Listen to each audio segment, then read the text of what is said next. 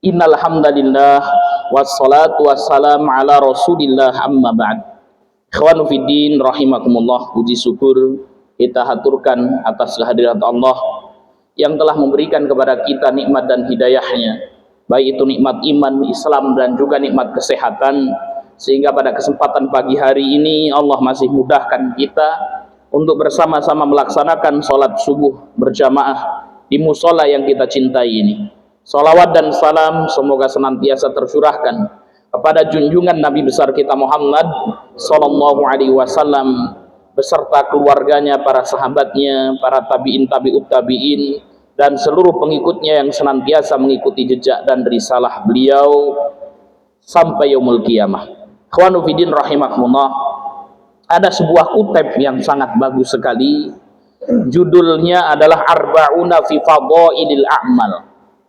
Hadis 40 hadis tentang keutamaan beramal. Kitab ini ditulis oleh seorang Dr.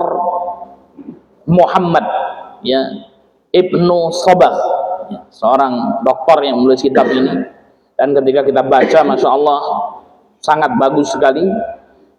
Isinya hadis-hadis yang berkaitan dengan amal. Dan bagaimana sih cara kita beramal?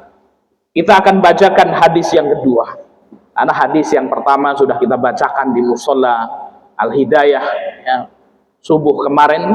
Kita masuk ke hadis yang kedua, linuhris ala an nakuna qudwatan fil khairi. Hendaknya kita ini memiliki semangat untuk menjadi panutan dalam hal kebaikan. Ada sebuah hadis dari Jabir bin Abdillah radhiyallahu anhu. Hadis ini diriwayatkan dari sahabat Jabir bin Abdillah radhiyallahu anhu. Beliau berkata, qala Rasulullah sallallahu alaihi wasallam. Rasul sallallahu alaihi wasallam bersabda, man sanna fil islami sunnatan hasanatan falahu ajruha.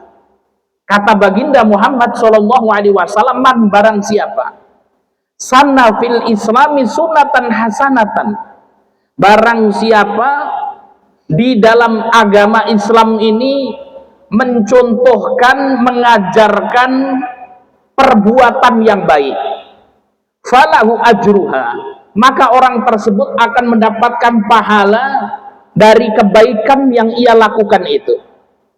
Wa ajru man amila biha min ba'dihi, kemudian orang tersebut juga akan mendapatkan pahala kebaikan dari orang-orang yang diajarkannya. Orang tersebut akan mendapatkan pahala dari orang-orang yang diajarkan kebaikan tersebut kepadanya, min ghairi ayanqusa min ujurihim syai'un, tanpa mengurangi pahala orang-orang yang telah diajarkan olehnya tersebut. Ini hadis yang diriwayatkan oleh Imam Muslim. Ikhwanu fiddin rahimakumullah, dari hadis ini kita bisa mengambil beberapa faedah. Faedah yang pertama, hadis ini memerintahkan kepada kita untuk terus melakukan kebaikan, satu, dan mengajarkan kebaikan tersebut atau menularkan kebaikan tersebut kepada orang lain, agar kebaikan yang kita miliki itu terus berjalan walaupun kita telah meninggal dunia. Nah, ini faedah yang pertama.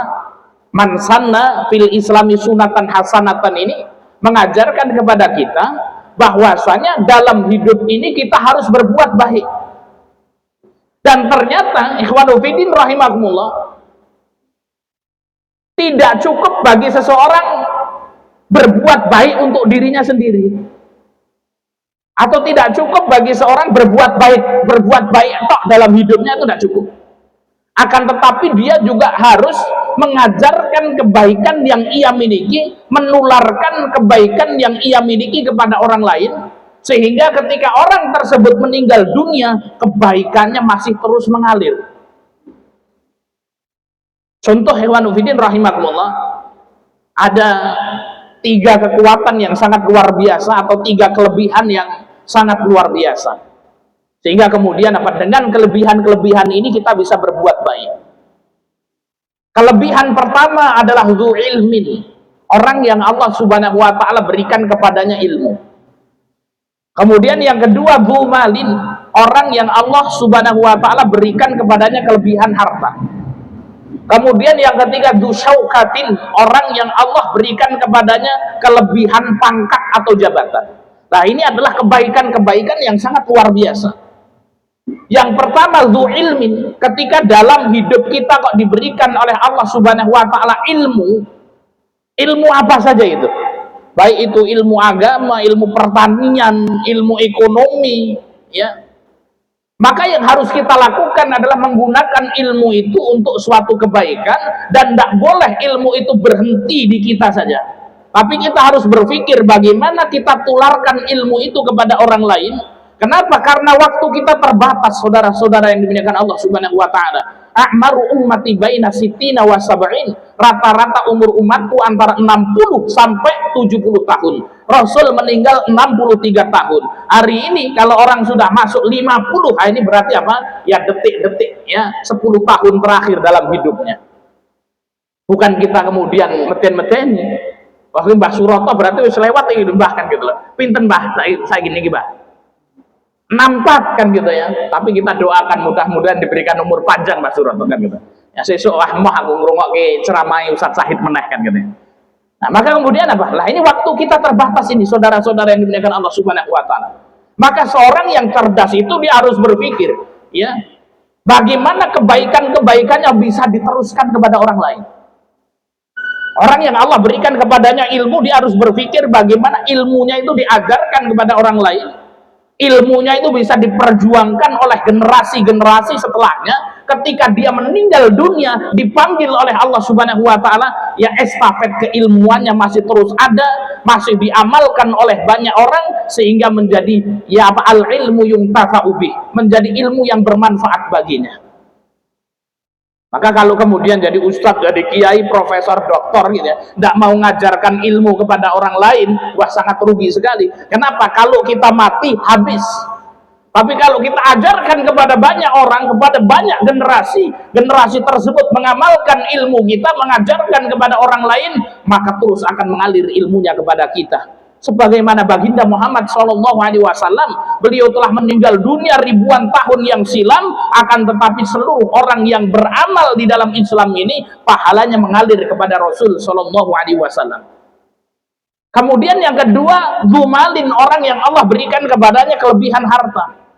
Berarti orang ini pinter ilmu bisnis, maka dia harus berpikir bagaimana ketika dia meninggal dunia, bisnis yang ia jalankan, ilmu perdagangan yang ia miliki bisa diamalkan oleh orang lain. Ketika dia meninggal dunia, maka kemudian apa? Ya ilmunya, hartanya, ya tentang bisnis itu masih bisa terus dimanfaatkan oleh orang, sehingga menjadi shadaqatun jariyatun, sedekah jariah baginya. Begitu juga orang yang Allah berikan kekuasaan, berarti dia punya ilmu politik. Maka dia harus berpikir bagaimana dia menularkan ilmu politiknya kepada generasi-generasi selanjutnya, sehingga ya lahir darinya pemimpin-pemimpin yang adil. Inilah ikhwanu fiddin rahimakumullah yang disebut dengan man sanna fil islami sunatan hasanatan falahu ajruha. Barang siapa yang memberikan contoh, membangun proyek-proyek kebaikan dalam hidupnya, maka dia akan mendapatkan kebaikan tersebut. Kemudian apa?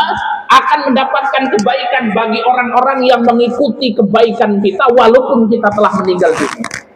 Oleh karena itu, ikhwan fillah rahimakumullah, yang harus kita pikirkan hari ini bagaimana kita berbuat baik dalam hidup kita.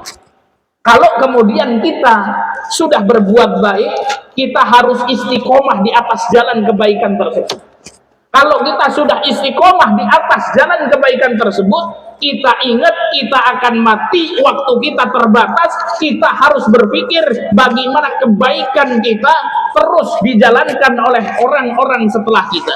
Bagaimana estafet kebaikan itu harus terus berjalan walaupun kita telah meninggal dunia. Maka pentingnya bagi kita kemudian apa? Ya untuk ya mengkader ya orang-orang yang bisa meneruskan kebaikan kita.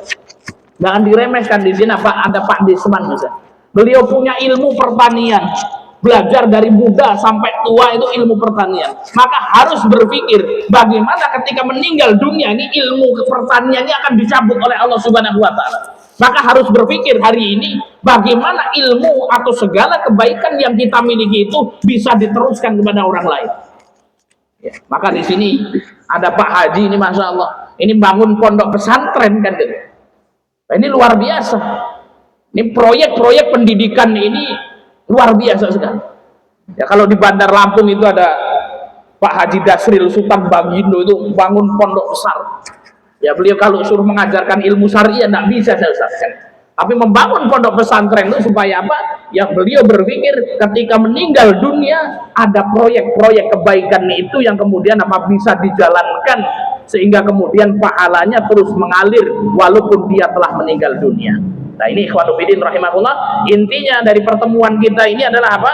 Mari kita berpikir bagaimana kita berbuat baik dalam hidup kita. Namun sekali lagi tidak cukup kita hanya berbuat baik dalam hidup ini, tapi kita harus menularkan kebaikan itu kepada generasi kita selanjutnya agar kebaikan kita terus mengalir pahalanya walaupun kita telah meninggal dunia. Demikian yang bisa kita sampaikan. Wal akhir wassalamualaikum warahmatullahi wabarakatuh.